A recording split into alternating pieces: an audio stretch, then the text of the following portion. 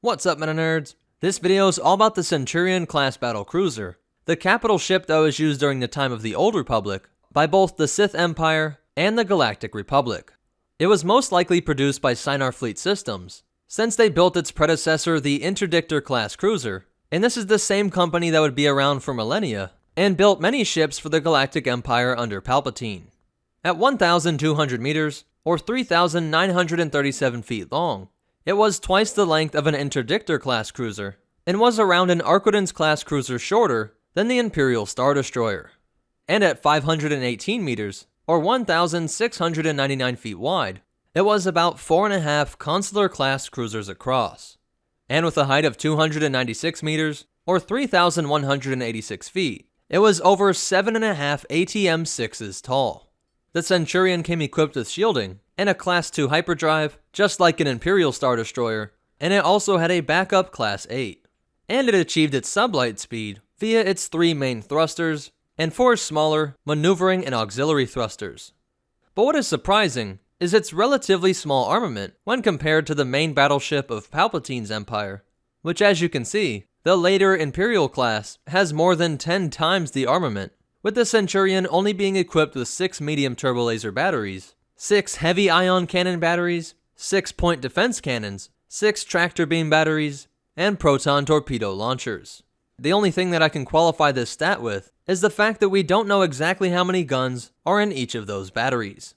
It did carry more fighters than the Imperial-class, with the Centurion normally containing 96 Auric-class Star Strikers, whereas the ISD only had 72 TIE fighters, but it also carried many other types of vehicles, including transports and many walkers. This Old Republic battlecruiser still needed a large amount of people to operate it, with a crew of 31,452 and a complement of 7,400 troops on board. But due to the way the ship was designed, this crew wasn't crowded at all. Instead, it was quite the opposite, having spacious interiors, and specifically the bridge of this ship was described as being the size of a concert hall. The Old Republic originally commissioned this ship to replace the then aging, inexpugnable class tactical command ship, the massive dreadnought that was 2.5 times the size of the Centurion, but because of its many weaknesses, came to be seen as wasteful and impractical. Both of these ships ended up being used during the Mandalorian Wars, but the galaxy never saw a great number of Centurions until Revan's fall to the dark side. After the destruction of Malachor V, Revan and Malak were outraged at how the failed leadership of the Republic and the Jedi Order caused the death of billions, and so they took their extremely loyal troops and went in search for the Sith Emperor that had manipulated the Mandalorians into attacking the Republic and starting this war in the first place.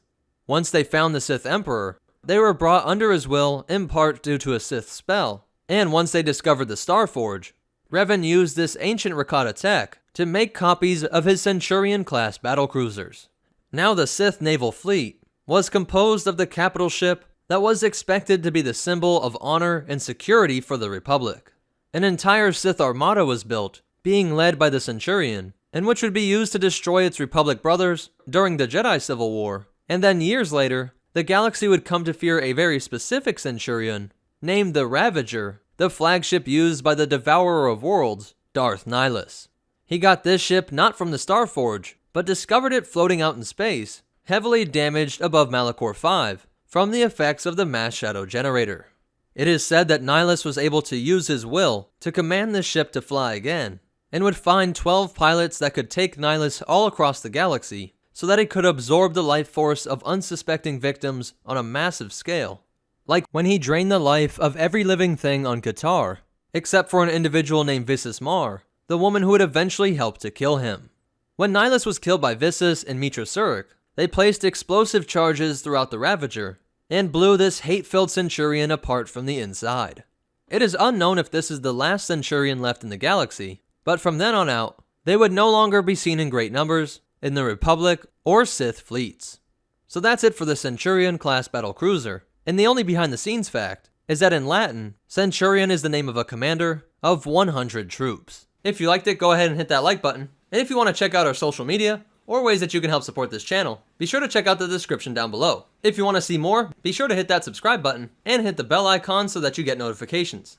But more important than all that, remember, never let your Jedi go on secret missions alone with their own massive battle cruiser. and the Force will be with you, always.